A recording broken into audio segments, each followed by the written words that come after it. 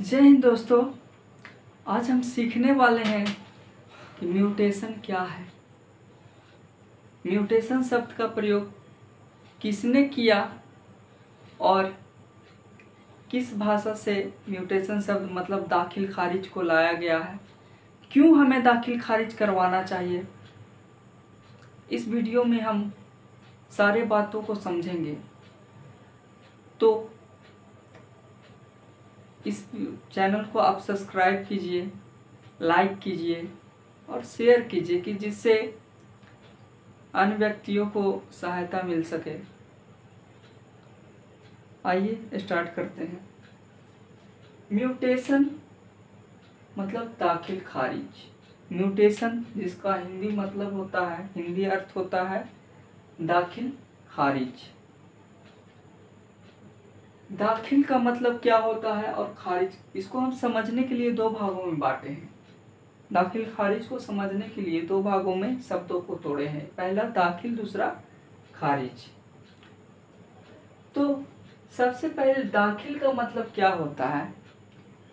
तो किसी व्यक्ति को दस्तावेज पर नाम को जोड़ना दाखिल कहलाता है, या इसे हम ऐसे भी बोल सकते हैं कि दाखिल का मतलब कि कोई संपत्ति है या किसी वस्तु को कोई दाखिल कर रहा है।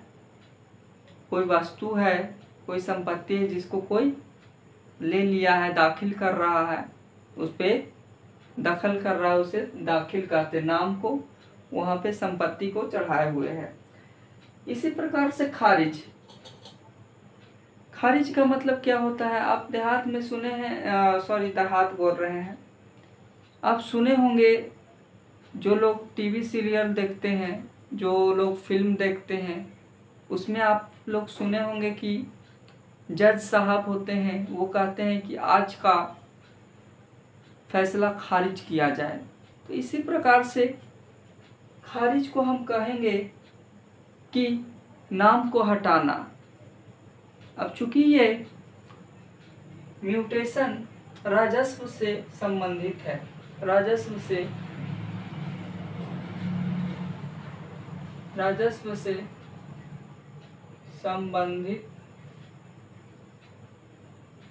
है, राजस्व से संबंधित है। ये तो हो गया कि आपको समझ में आया होगा कि दाखिल किसे कहते हैं। किसी व्यक्ति को नाम को चढ़ा देना दाखिल कहलाता है, तथा जो व्यक्ति किसी व्यक्ति को, इसको ऐसे समझेंगे, किसी व्यक्ति के नाम को हटा देना खारिज कहलाता है। लेकिन क्योंकि सबकी जाति नहीं और मेरी आती नहीं, जो एक बार सीख लिया उसको कभी दोबारा ये चीज़ देखने की ज़रूरत नहीं है। समझ में आया। तो दाखिल, इस संपत्ति का बात हो रहा है। म्यूटेशन में दाखिल संपत्ति का बात हो रहा है। तो आप कहीं ज़मीन लेने गए, उस ज़मीन को केवाला करवाएं, उसके बाद आप जाते हैं अंचल अधिकारी के पास, अंचलाधिकारी के पास जाते हैं। तो आप कहते हैं कि मेरा म्यूटेशन करवाना है। तो वो आपके माइंड में चल रहा है ना, क्यों करवाना है, तो हम म्यूटेशन क्यों करवाया जाता है। तो आपके नाम को अंचल अधिकारी भू राजस्व के लगान के दस्तावेज पर चढ़ा देंगे, जिसे हम दाखिल कहते हैं, तथा जिससे आपने संपत्तियों को खरीदा, जिससे आपने संपत्ति या परिसंपत्ति को खरीदा, उसके नाम को अंचल अधिकारी क्या करते हैं, खारिज कर देते हैं। उसे ही दाखिल खारिज कहते हैं। इसको हम बेहतरीन डेफिनेशन दें, ये तो समझाने के लिए आप लोगों के बोले, एक और बेहतरीन तरीका से हम समझाएं। इसको हम बोलेंगे कैसे। यह वह क्रिया है या वह कार्य है जिसमें क्रेता किसी संपत्ति या परिसंपत्ति को खरीदते हैं, तथा वह भू राजस्व के लगान जमा करने हेतु दाखिल खारिज करवाने के संबंध में अंचल अधिकारी के पास जाते हैं और अपना नाम वहाँ दखल करवाते हैं, तथा जो संपत्ति के पुराने मालिक थे उनके नाम को खारिज करवाते हैं। उसे दखल खारिज कहते हैं, दखल खारिज कहते हैं। समझ में आया। दखल खारिज किसे कहते हैं, समझ में आ गया होगा। अब हम जानते हैं कि म्यूटेशन शब्द जो है, म्यूटेशन शब्द जो है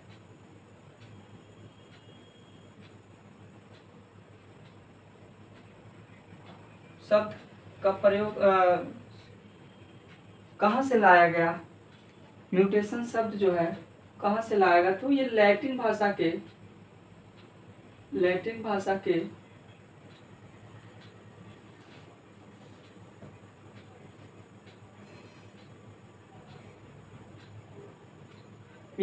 से लाया गया है। यह लैटिन भाषा की म्यूटेटिव शब्द से लाया गया है। यह लैटिन भाषा की म्यूटेटिव शब्द से लाया गया है, जिसका अर्थ होता है किसी संपत्ति को दखल करना तथा खारिज करना, दखल करना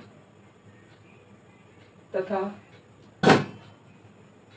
खारिज, इसका मतलब होता है, म्यूटेशन का मतलब होता है। सर्वप्रथम इस शब्द का प्रयोग किसने किया था, तो हुइगो डी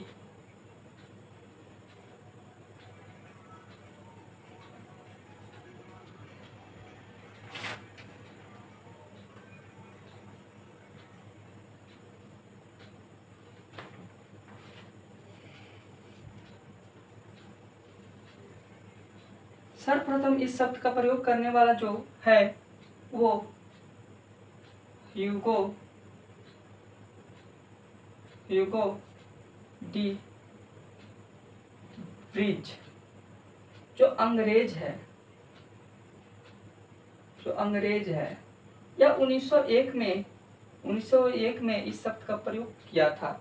यह 1901 में इस शब्द का प्रयोग किया था। ये तो अब हम जनरल नॉलेज से आपको बता दिए कि सर्वप्रथम कहाँ से इस शब्द को लाया गया, तो म्यूटेटिव। ये थोड़ा सा अटपटा सा नाम आपको लग रहा होगा, क्योंकि यह जो लैटिन भाषा का शब्द है म्यूटेटिव। ये जो शब्द का सबसे पहले प्रयोग किए थे ह्यूगो डी ब्रिज ने 1901 में इसका शब्द का जिक्र किया था।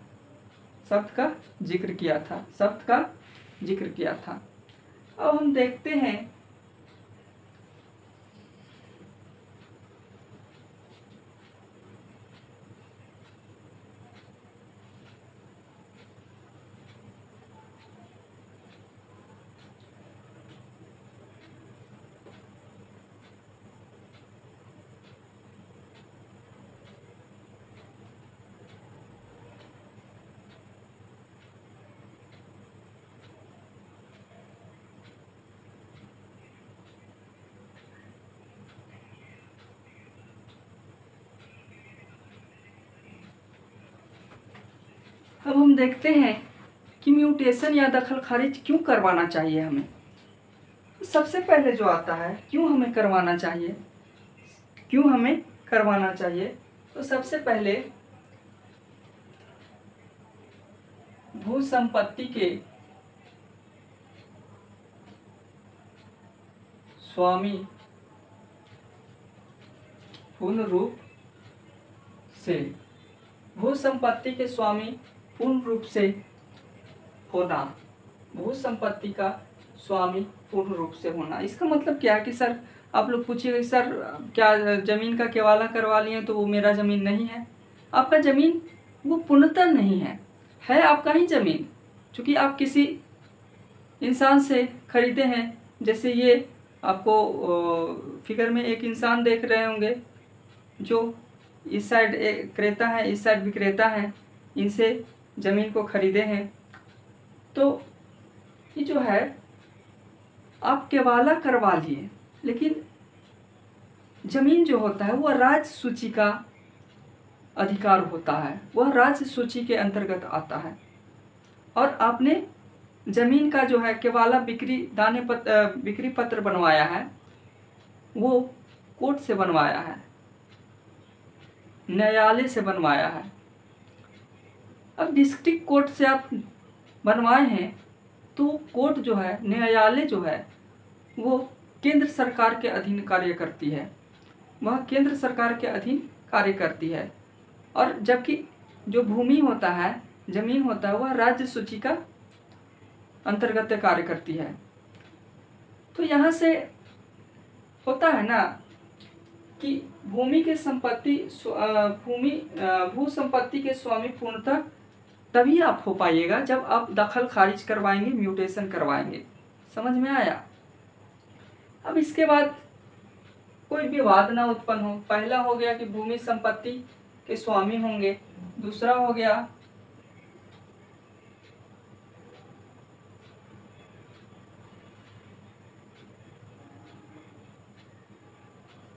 विवाद को समाप्त हो जाना। जैसे कि मान लीजिए कि कोई विवाद होगा तो आपका म्यूटेशन नहीं होगा।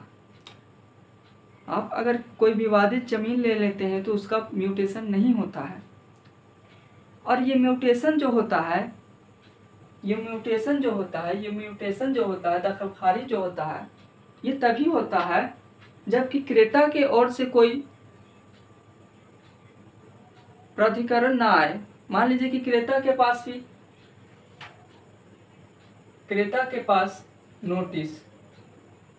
पास नोटिस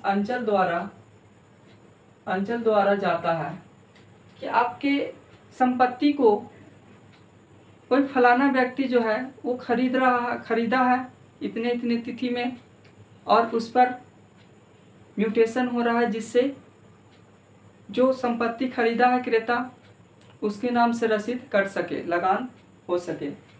यदि क्रेता उस पर कोई टिंग टांग कर देते हैं तो वह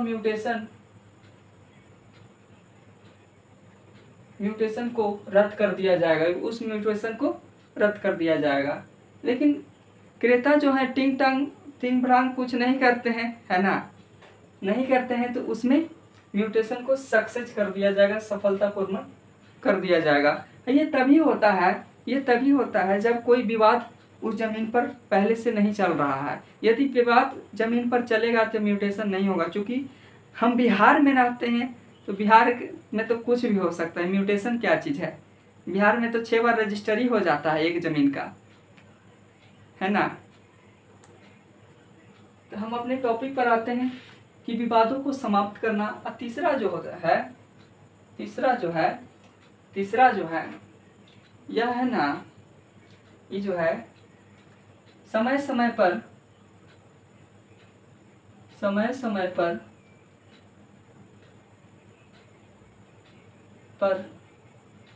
लगान देना। म्यूटेशन आपका हो जाएगा ना तो आपका रसीद कटेगा तो समय समय पर आप लगान राजस्व को देंगे, भू राजस्व को देंगे। तो ये सब म्यूटेशन दखल खारिज क्यों करवाना चाहिए इसके बारे में हम बताएं। अब हम समझते इसके हानि, म्यूटेशन ना करवाने से हानि। सबसे पहले कानूनी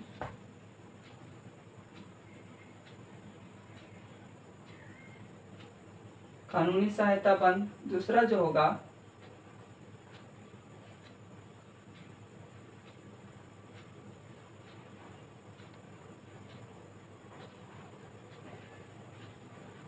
होगा साबित करने में समस्या। स्वामी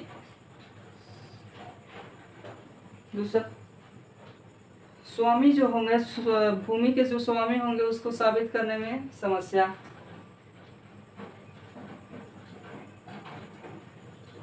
है ना।